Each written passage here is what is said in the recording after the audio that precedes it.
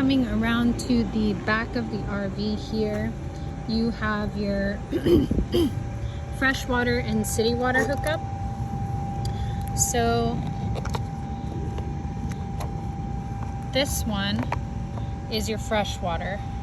It looks like a milk jug cap that you can just turn to remove, and there's no filter on it or anything. Your fresh water is your storage water. So you want to think of this as the water that's inside the RV with you at all times. And you're able to check the levels on your storage water to see how low you're getting. It's about 50 gallons. It's super easy to fill. So this is your fresh water, this is your city water. City water is when you have direct hookup to campsite water, or you have some water source that you're hooked up to with the hose. So you would be bypassing your storage water and just using direct connect water. If you're using your storage water, so there's no hose hookup on the outside, you're just using your storage water, you want to make sure your water pump is on inside, and I'm going to show you how to do that when we go inside. But fresh water, we're using our storage water, the water pump should be on. If we're using city water, so we're hooked up at a campsite or hooked up with the hose to a water source, the water pump needs to be off, because the water hose gives you enough pressure that you don't need the water pump on inside. So we're hooked up at the campsite or we're hooked up with the hose to the RV, the water pump should be off. We're using our storage water, we're not hooked up with a hose at all, water pump should be on. So your water hose looks like this. One part has a colored attachment, the other part just looks like a regular garden hose. The regular garden hose part will always go in the RV, and your colored attachment will always go to the outside source, so like the campsite water or wherever you're hooking up the water, and then this one always goes to the RV. So for city water, we're at the campsite, we're getting direct water, this part just screws in, and then you have direct water, and our water pump is off inside. I always tell customers before you leave the campsite, just move the water hose over and fill up your storage water, top off your storage water here. You'll know it's full from the outside because the water starts coming back out, and that's how you know it's full, just like filling a bucket. Same compartment with your water hose, you will find a cable hookup. This we just give to you in case the campsite does offer cable hookup. Some do, some don't.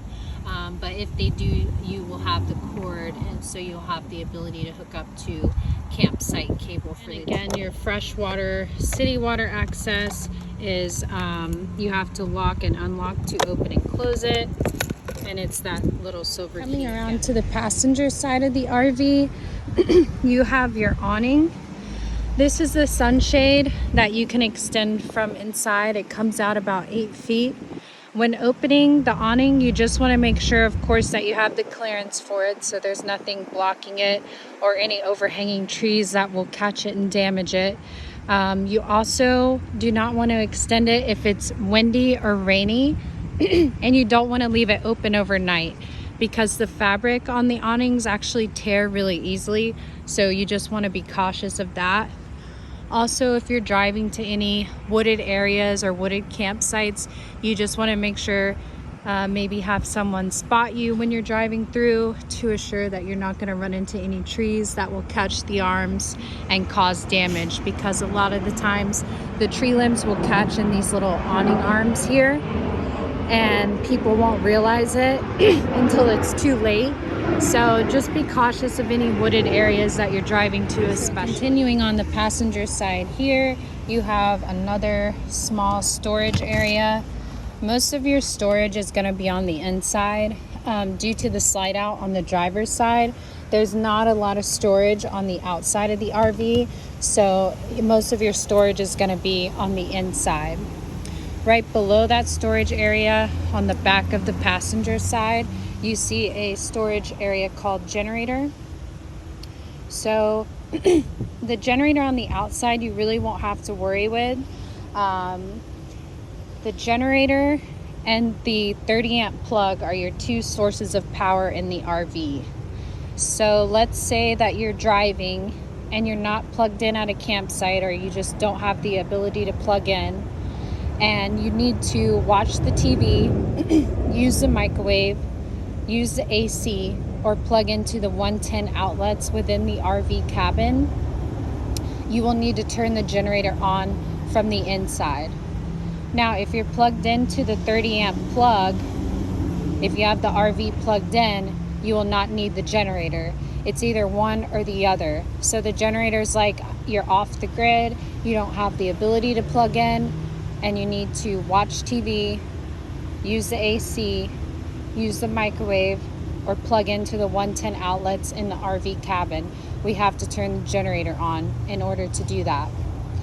The only reason you would ever need to come outside to see the generator is if you have tripped the generator.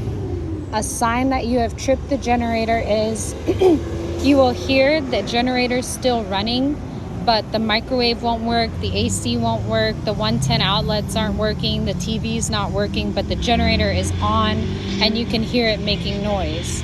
That's a sign that you've tripped the generator. Most of the time, you'll trip the generator if you're using the microwave and AC at the same time. Sometimes that happens, sometimes it doesn't, but that's usually the cause of tripping the generator. So if that happens, you will need to pull over or just come outside and turn the generator off on the inside and open this compartment right here. Now, this right here, sorry, let me zoom in. This black switch right here, if you've tripped it, it will be facing back like that. And you will just need to pull that switch forward. Again, if it's tripped, that black will be facing back, and you will just need to pull that switch forward. And then you can pop the cap back on, close it, and then close the storage area, and you're good to give it a start on the inside. Also, if you're having problems with the generator, your generator fuels off of your propane tank, and once you get too low on your propane, it's not going to allow you to start it anymore. So if you're still having problems with your generator, it's not tripped, make sure you're not getting low on your propane. Coming into the RV entrance, right here at the step, you have your master power switch. This should always be in the on position. If this is anywhere besides on, you're not going to be able to use your lights on the inside. It'll literally cut power to everything on the inside. So if you're not getting power inside, the first place that you want to check is right here, and make sure somebody didn't bump this to any position besides off. Also, if you're not getting power inside, the second thing you want to do is, if you're plugged into a campsite, you want to go out to the campsite power to where you're plugged in and make sure you didn't trip their breakers. So you would just want to make sure that you didn't trip their breakers.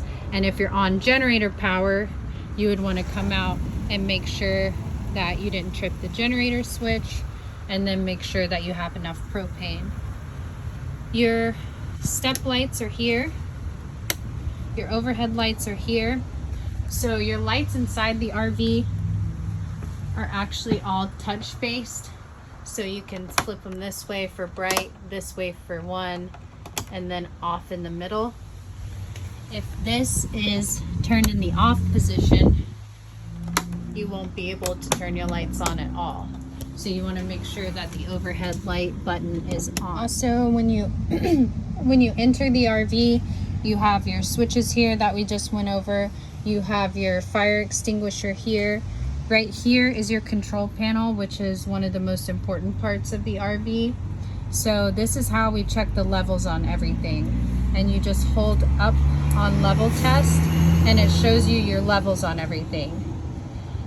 So realistically, my black and my gray are right now reflecting 2/3, which means I need to dump the waste. So that's that outside compartment where I pull the black and I pull the gray, and I have the waste hose connected, and I dump the waste. So right now at 2/3, I need to dump. You don't want your black or your gray to reach completely full, because the wastewater will start coming back up through the sink pipes. You won't be able to flush the toilet, things like that. So when we're at 2/3, it's definitely time to dump soon. Fresh water, that's my storage water. I'm a little bit less than full. I'm kind of sitting at an angle right now. So once I straighten up, it'll reflect as full. But again, that one's super easy to fill. You just fill it on the back part of the RV right beside your city water. LP, that's my propane. And it's showing me as empty now. So I need to get it refilled. But LP is how you check your levels on your propane. And again, propane powers your fridge when you're not plugged in. It powers your stove if you're cooking. It powers your heat if you're using heat, and it also powers your generator. So right now, with it that low, I probably wouldn't be able to turn on my generator at all. Battery, that is my house battery. When that gets low, I just need to crank the engine, let the engine run for about 15 minutes, and it'll charge back up. Also, a good sign that your house battery is empty is your lights will start dimming. You won't be able to turn them on bright. Your fire detector, your smoke detector, and your carbon monoxide detector, which is down there in the bed area, will start beeping slowly, and that's a sign that your house battery is running low as well. Also, so after we check our levels, and again, it's a good habit to make every morning and every afternoon, however you want to set your schedule, just to check the levels on everything, make sure your waste isn't getting too full, make sure you're good on your storage water, your propane, and that your house battery isn't getting too low. Right beside your levels test is your water pump. So when we are not plugged in with a hose on the outside, we're not hooked up to city water at a campsite or anything, we want our water pump on. So right now I'm not hooked up to anything on the outside, so I'm going to be using my storage water. So I have my water pump on, and I can easily turn on my sink. If I turn the water pump off, I won't be able to use the water. And again, if you are plugged in with a hose on the outside, you want to make sure you turn your water pump off, because the hose is giving you enough pressure to where you won't need your water pump at all. For water heater, you only have one option to heat your water, which is propane. So when you're ready to take a hot shower, you want to turn this on, wait 15 minutes, go and take your hot shower. When you're done with the showers, you want to come back and turn this off. It's just really important that you turn this off after you take the hot shower, because if this water pump is left on, the water heater is left on for any extended amount of time, it can burn up the element, and then you won't have the ability to take hot showers anymore. So it's just really important after you're done taking your shower to come back and turn the water heater off. Your generator is right here. So again, if you're not plugged into a 30 amp connection on the outside and you need to use the microwave, turn on the AC in the back of the RV cabin, because just like in a regular car, your AC and everything works normally in the driver's cab. And then you also have the ability to use the USB chargers and stuff like that, just like in a normal car while you're driving up here. But if someone wants to turn on the AC for the back, if they're sitting here and not getting cold enough, or they're laying in the bed and it's just getting too hot, or they want to use the 110 outlets inside of the RV cabin,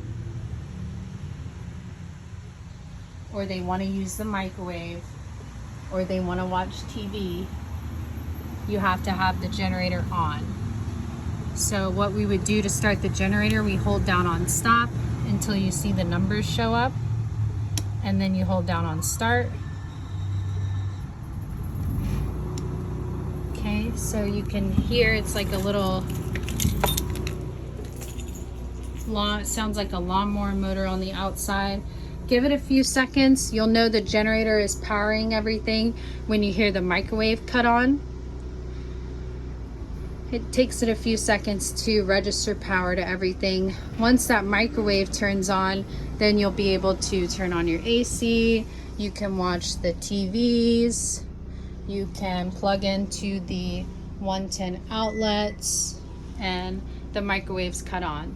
So now I would be able to come and turn on my AC if I wanted to. And your AC controls are right here on the actual AC unit in the ceiling by the dinette.